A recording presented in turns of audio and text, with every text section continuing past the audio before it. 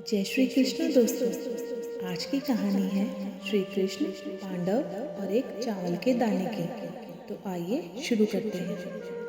द्वापर युग में पांडव वनवासी का जीवन जी रहे थे और महाकपटी दुर्योधन हस्तिनापुर में एक राजविलासी जीवन जी रहा था। एक दिन महर्षि दुर्वासा अपने शिष्यों के साथ हस्तिनापुर अतिथि बनकर पधारे थे। दुर्योधन ने काफी अच्छे तरह से उनका आतिथ्य किया। इसी पवित्र कार्य के बीच दुर्योधन ने अपने मामा शकुनी के साथ मिलकर पांडवों को परास्त करने की एक नई योजना बनाई।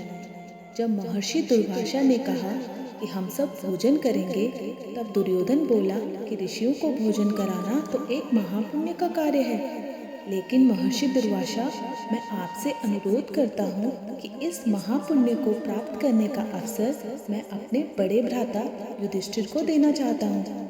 इतना कहकर दुर्योधन ने महर्षि दुर्वासा और उनके शिष्यों को नजदीक के वन में बसे युधिष्ठिर की कुटिया में भोजन करने के लिए भेज दिया, क्योंकि वह जानता था कि दोपहर के उस समय पांडव द्रौपदी सहित खाना खा चुके होंगे और कुटिया में अन्न शेष नहीं होगा।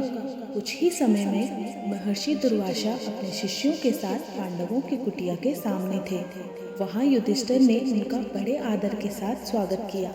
महर्षि दुर्वासा ने युधिष्ठिर को दुर्योधन के साथ हुआ अपना वार्तालाप बता दिया और कहा कि मैं और मेरे शिष्य स्नान के पश्चात भोजन ग्रहण करेंगे। इतना कहकर वह सभी ऋषिगण स्नान करने के लिए नदी पर गए। धर्मराज युधिष्ठिर ने यह बात तुरंत जाकर द्रौपदी को बताई। द्रौपदी ने कहा, इस वक्त तो हमारे पास कुछ भी भोजन शेष नहीं है। द्रौपदी का दिल यह सोचकर घबराने लगा, अगर ऋषियों को भोजन नहीं कराया तो उन्हें महर्षि दुर्वासा के क्रोध और श्राप का पात्र बनना पड़ेगा। इस कठिन घड़ी में द्रौपदी अपने मित्र सखा कृष्ण को याद करने लगी। उसी वक्त लीलाधर कृष्ण ने द्रौपदी की कुटिया के अंदर प्रवेश किया। उन्हें देखते ही द्रौपदी उनके पास दौड़ती हुई गई और उन्हें अभिवादन करके अपनी समस्या बताने लगी।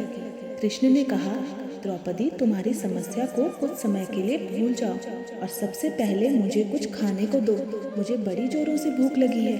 तब द्रौपदी ने अक्षय पात्र लाकर कृष्ण के हाथ में दिया, साथ ही अपनी समस्या भी बताई। महर्षि दुर्वासा और उनके शिष्य कुछ देर में भोजन करने के लिए आने वाले हैं, लेकिन घर में तो जरा सा भी भोजन शेष नहीं है। द्रौपदी की बात सुनकर कृष्ण मुस्कुराए और पात्र में देखने लगे। उस पात्र में चावल का सिर्फ एक दाना बचा था। वह देखकर भगवान कृष्ण बोले, ये क्या, इसमें तो बहुत खाना बचा है। और वह चावल का वह बचा हुआ दाना उन्होंने खा लिया।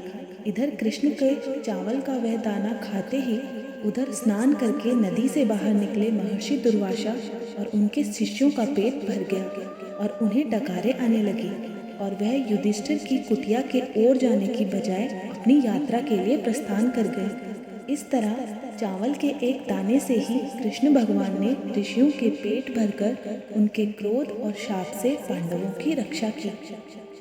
यदि आपको यह कहानी पसंद आई हो तो वीडियो को लाइक और शेयर करना ना भूलें और चैनल को ज़रूर सब्सक्राइब करें। धन्यवाद।